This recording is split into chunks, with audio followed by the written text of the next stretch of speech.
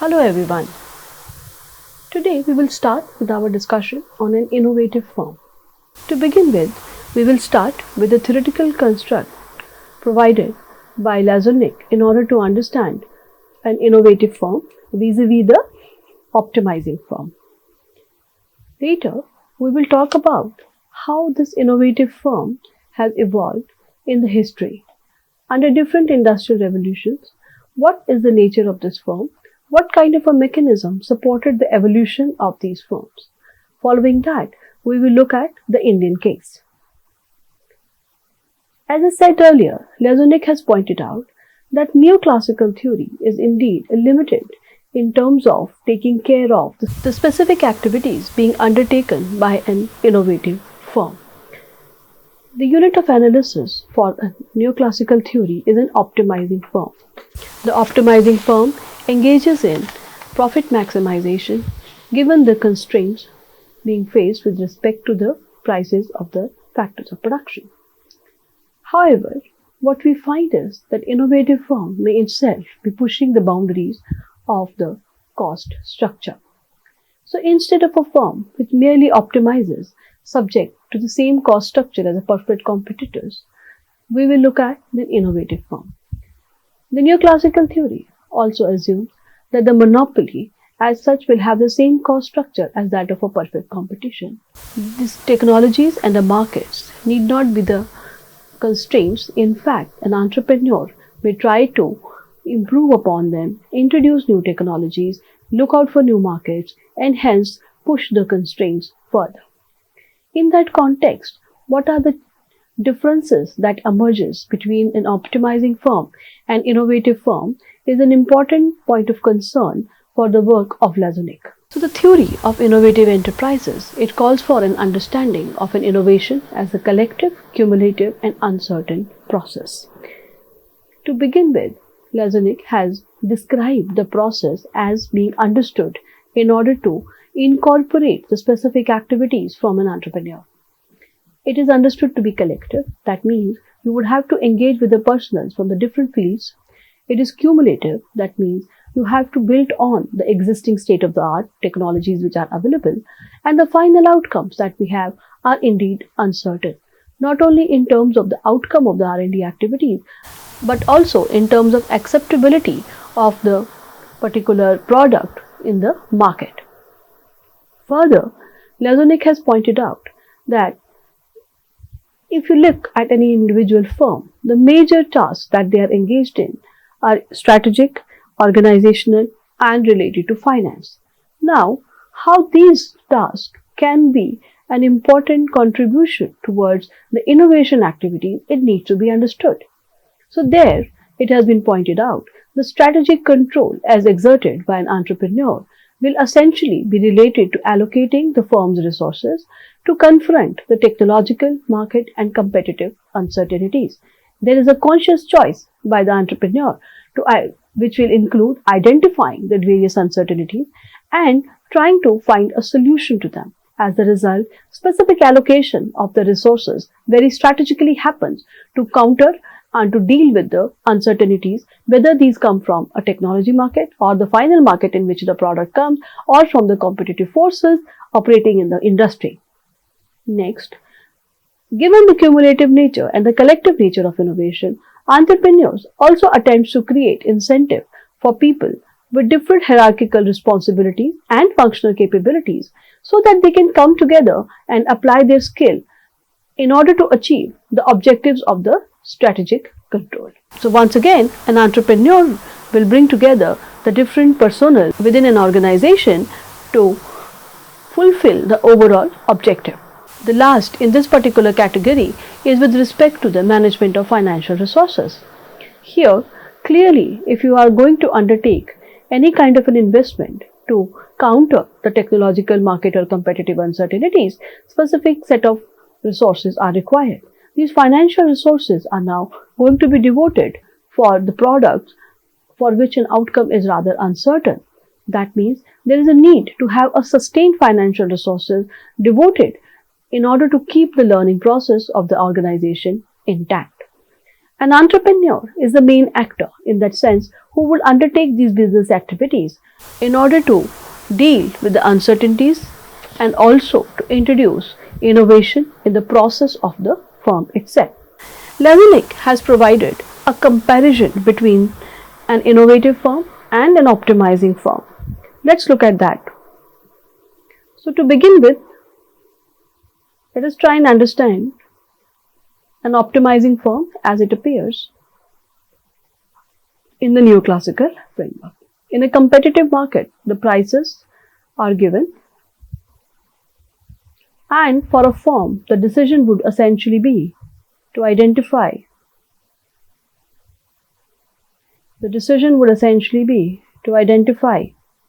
a point whereby they will find that the average cost is now equated to the price. Not only that, there is a need to bring in the marginal cost also. So here what you will find, this is the point of a long-run equilibrium from a point of view of a firm in a competitive setup. Here on x-axis you would have output, here you would have price and cost, price per unit and cost, and then you have the demand curve which is also equal to the marginal and average revenue, and then you have the average cost and the marginal cost. So then if you look at this curve, it is very evident that this theory assumes that the technological and market conditions are treated as given by the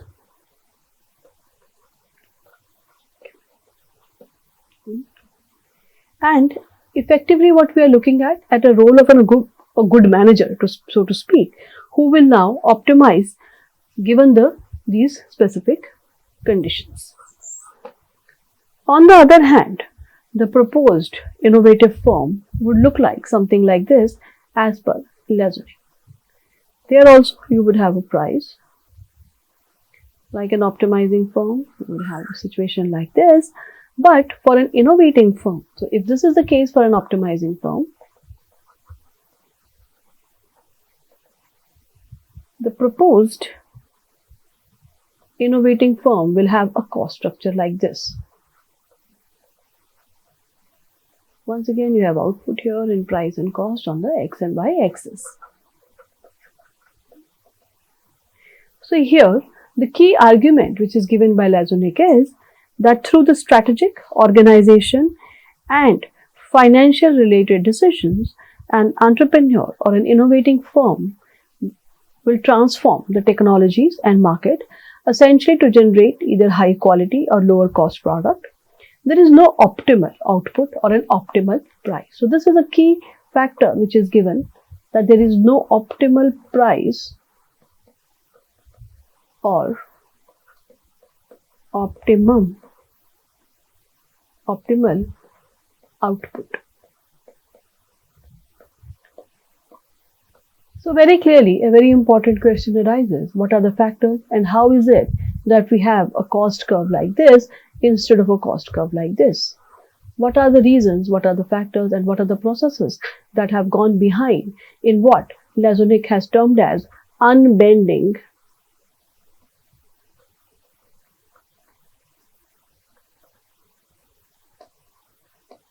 of the cost curve? So let us now look into those. In a neoclassical framework, as students of economics know it very well, that there are two types of factors of production. On one hand, you have a fixed factors of production, and then there are variable factors of production. Associated with them are the fixed cost and the variable cost of production. The firm decides about the fixed cost or the fixed factors of production based on the choice of the plant and machinery that they are going to use for their production. Having decided that, and not only decided but also fixing the amount of plant and machinery, the next task for the company would be to now engage with the variable factors of production. As they will start the production, initially the fixed costs will be spread out and it will lead to decline in the average cost. However, once a certain point has been reached, it is possible that the imposition or involvement of more and more variable factors of production with the same amount of a fixed factor of production, be it a plant or a machinery, will now lead to setting in of the diseconomies. Say for instance, if the plant and machinery has been now set up, the firm keep on engaging with more and more labor. It will become difficult for the manager now to engage. It will now become difficult for the manager to control or maybe to exert supervision. As a result, as the diseconomies will set in, you will find that the average cost curve will begin to move up, essentially highlighting the increasing cost. Here, an important assumption has been made according to Lazonick. That is a non-intervention from the manager or the entrepreneur involved with the firm. They, in fact, accept this kind of an increasing cost just like that. But what about a certain investments are now being made? That will definitely lead to an increase in the fixed cost during the first period. That means a part of the firm innovating a strategy which now does not accept the increasing cost. Instead, they take specific effort in a way to introduce means and mechanism through which they can maybe either introduce a better processes or end up being with a better product. So, the innovating firm strategy initially results in a high unit cost at a competitive advantage. However, over a period of a time, through the utilization of these productive resources, as I said earlier, the productive resources can be spent either on bringing in a new product or could be evolving or getting up, or it could be engaging with coming up with a newer process. As a result of which, what happens is this unbending of the U-shaped curve, which has been experienced by the optimizing firm. Thus, what an innovating firm does is essentially to create the possibility of securing competitive advantage over the optimizing rival. So let us now understand this kind of reshaping of the curve. So what happened during period 1? Once again, on the x-axis we have output, on the y-axis we have the prices. These curves are also based on Lazonick's work that I have also given the entire list of the reference in the reading material. You can look at that. And here, suppose, let us say this is the average cost curve for the optimizing firm. Let's call it OF. What you will find is an innovating firm will have a higher actual increasing cost. First of all, why there is a difference between this? Because this is what we are referring to a period 1. In the period 1, the firm would be investing or having a certain investment strategy that will lead to increasing of the higher cost.